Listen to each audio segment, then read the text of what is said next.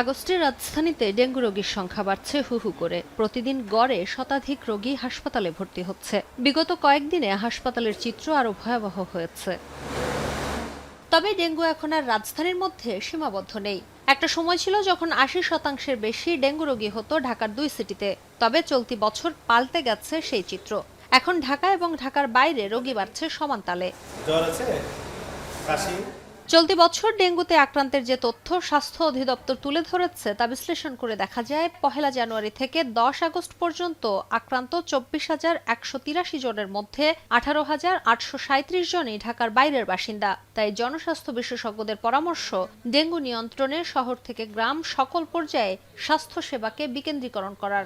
Dengue দূর করার জন্য একদিকে যারা রোগী হয়ে গেছে তাদের দ্রুত শনাক্ত করে তাদেরকে চিকিৎসার আওতায় আনা। সবাইকে আইসিইউতে নিতে হবে তা তো না। প্রাথমিক চিকিৎসা, মাধ্যমিক চিকিৎসা আর সর্বোচ্চ ৩য় পর্যায়ের চিকিৎসা। এই স্বাস্থ্য ব্যবস্থাটা যে আমাদের সম্পদ আছে, এটা বিকেন্দ্রীকরণ করলে কিন্তু এটা হয়ে যায়। আমাদের সব জায়গায় ডাক্তার প্রয়োজন নেই, স্বাস্থ্যকর্মী যথেষ্ট, কোথাও কোনো জায়গায় নার্স যথেষ্ট। এছাড়া মশা কিংবা রোগ নিয়ন্ত্রণে সবাইকে দায়িত্ব নেওয়ার পরামর্শ দেন এই বিশেষজ্ঞ। কোনো একক প্রতিষ্ঠান ডেঙ্গু নিয়ন্ত্রণ করতে পারবে না জানিয়ে এই বিশেষজ্ঞ ডেঙ্গুর বর্তমান অবস্থাকে জরুরি অবস্থা বলে ঘোষণা দেওয়ারও পরামর্শ দেন। এখন তো আপনি স্বাস্থ্যকে জিজ্ঞেস করেন, তারা বলবে আমরা চিকিৎসা দিচ্ছি, মশা নিয়ন্ত্রণ তো আমার দায়িত্ব না।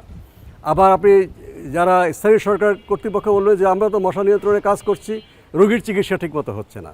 কাজেই ফাঁক দিয়ে মানুষ কিন্তু মারা যাচ্ছে। কাজে একটা একক কর্তৃপক্ষ দরকার যারা সমন্বয় করবে।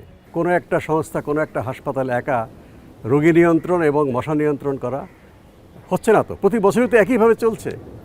কাজেই এই কাজটার জন্য স্বাস্থ্য মন্ত্রণালয়, স্থানীয় সরকার মন্ত্রণালয়, পরিবেশ মন্ত্রণালয়, আরও যেসব মন্ত্রণালয় প্রয়োজন সবগুলো মিলে একটা সমন্বিত কেন্দ্র দরকার। এদিকে রাজধানীতে মশক নিয়ন্ত্রণে নতুন উদ্যোগ সহ ভ্রাম্যমাণ আদালত পরিচালনার কথা জানিয়েছে ঢাকার ২ সিটি কর্পোরেশন। শোভা বিশ্বাস, এখন, ঢাকা।